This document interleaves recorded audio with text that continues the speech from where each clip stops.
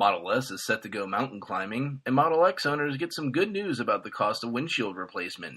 Here is your Tesla Tidbits Weekend Edition for June 24th, 2016. As reported some time back, this is the weekend that Blake Fuller's specially modified Model S enters the Pikes Peak Hill climb.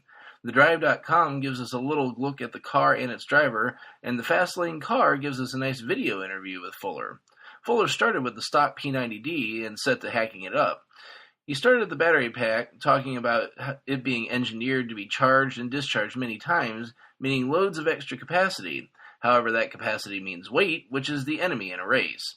Fuller stated he needed 20 to 22 kilowatt hours to make a competition run up the mountain. Another interesting issue with an electric car at Pikes Peak is the lack of electricity to charge it. The article never does mention the solution. However, the video reveals that they're using a nearby supercharger down the mountain, but nothing actually on the mountain. Lastly, besides dropping nearly 80% of the battery, the crew made other weight modifications, adding up to 500 pounds cut compared to the stock car. And this is even after having to add things like a roll cage to adhere to safety standards. When all is said and done, Fuller expects the car to run the 0 to 60 in a scorching 2.4 seconds. Looks like Elon got beat to maximum plaid mode. Check out the video link to see the interview with Blake. And ending the day today, we revisit another story, this time the story of the supremely expensive Model X Big Sky Panoramic Windshield. A Model X owner returning from vacation had a very sour end to his leisure as a rock jumped up and cracked the windshield of his Model X. After taking it to the nearest service center, he was quoted a price of $2,290 just for the windshield, not including any labor. Fortunately for the owner, John McNeil, president of Global Sales and Service, saw the Tesla Motors Club posting. Shortly after the original story, he reached out to the owner saying, quote, "Bobby, this was the result of a parts price mistake in our system. Our service team will reach out to you to give you a corrected estimate," end quote. And what a mistake. The new quote was for just $880, nearly a third of what was originally quoted. Yet again, good guy Tesla proactively makes it right when a mistake has been made.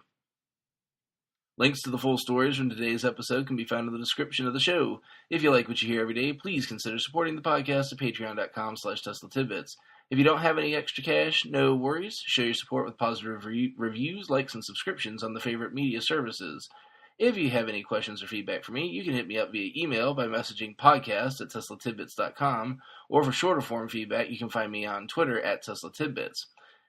Just like I had some feedback earlier from the last episode regarding the Model 3 that was seen on the highway and the extra pictures that we got the other day, the sort of road pictures that leaked out. The emailer did mention that it looked like that these were two different cars because they had different wheels.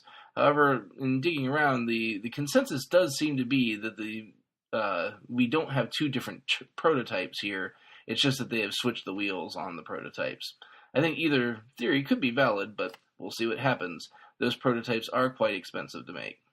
Lastly, I posted the Let's Play I'd been promising for Forza 6 with the Model S P85D at Laguna Seca.